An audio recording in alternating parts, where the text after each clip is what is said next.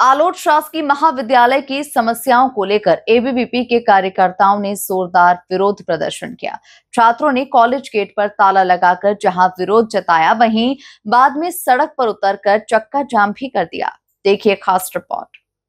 College की समस्याओं को लेकर छात्र लामबंद हो गए। गेट पर ताला लगाने के बाद जब छात्रों ने मेन रोड पर चक्का जाम किया तो राहगीरों को भारी परेशानियों का सामना करना पड़ा। स्कूल से घर लौट रही बसों में सवार बच्चों को भी विरोध की वजह से दिक्कतों का सामना करना पड़ा।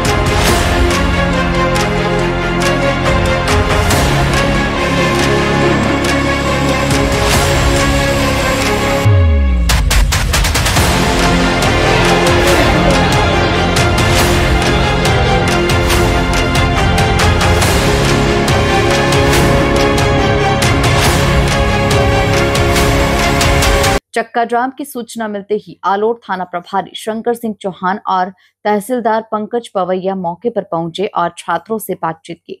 अधिकारियों ने छात्रों को समझाया और धीरे धीरे सड़क पर बैठाकर विरोध खत्म करवाया। छात्रों का कहना था कि जब तक समस्याओं का निराकरण नहीं होता वे सड़क से नहीं हटेंगे।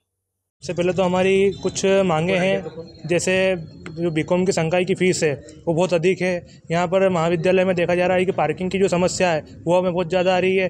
यहाँ पर कुछ शिक्षक है जो अपनी गाड़ियाँ यहाँ पर बीच रोड पर खड़ी कर देते हैं, जिससे विद्यालयों में विद्यार्थी को निकलने में समस्या आती है। उसके बाद ये आप साइड में देख सकते हैं कि बिल्डिंग जो है ध्वस्त पड़ा है, इसमें जंगली जानवरों के आने का जंगली जानवर के आने का खतरा बना रहता है। उसके बाद जो लैब है वहाँ पर उसमें कोई जाली नहीं लगी हुई है, जिससे विद्यार्थियों की जान को खतरा हो सकता है। वहाँ असामाजिक तत्व बैठे रहते हैं जहाँ पर छात्राओं को निकलने में समस्या है। एनएसएस कैंप जो कैंसिल हुआ है उसका हमारे पास कोई ब्यौरा नहीं है। ऐसे अनेक विषय को लेकर के आज हमने धरना प्रदर्शन किया है। आपके द्वारा?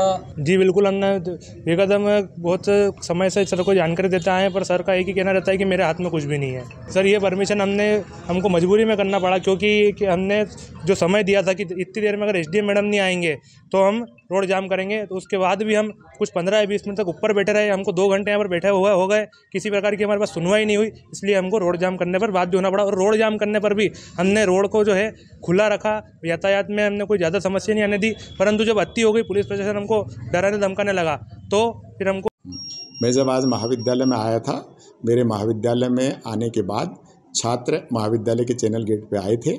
मैंने उन छात्रों से निवेदन किया कि भाई आपकी कोई समस्या हो तो आप मुझे बताएं। तो उन्होंने कहा कि नहीं सर, आपसे बात नहीं करनी, और ये कह करके उन्होंने बाहर ताला लगा दिया था। ताला लगाने के बाद वो लोग बाहर नारे लगाते रहे अपने, और नारे लगाने के बाद जो है मेरे यहाँ कुछ बच्चियाँ जो है वो अंदर बंद हो गई थी कॉलेज में। वो बेचारी छटपटा रही थी बाहर जाने के लिए, उनके लिए भी उन्होंने ताले नहीं खोले।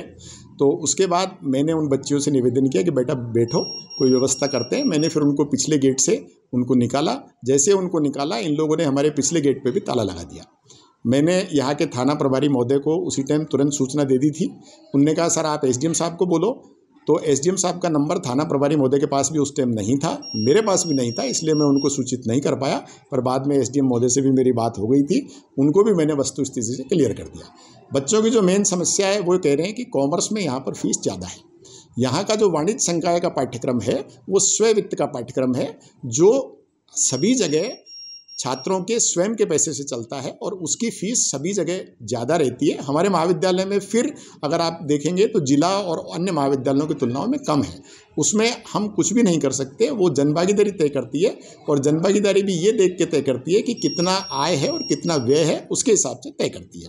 फिलहाल छात्रों ने प्राचार्य से चर्चा के बाद अपना विरोध खत्म कर दिया, लेकिन समस्याओं के जल्द निराकरण की मांग पर अभी भी अड़े हुए हैं।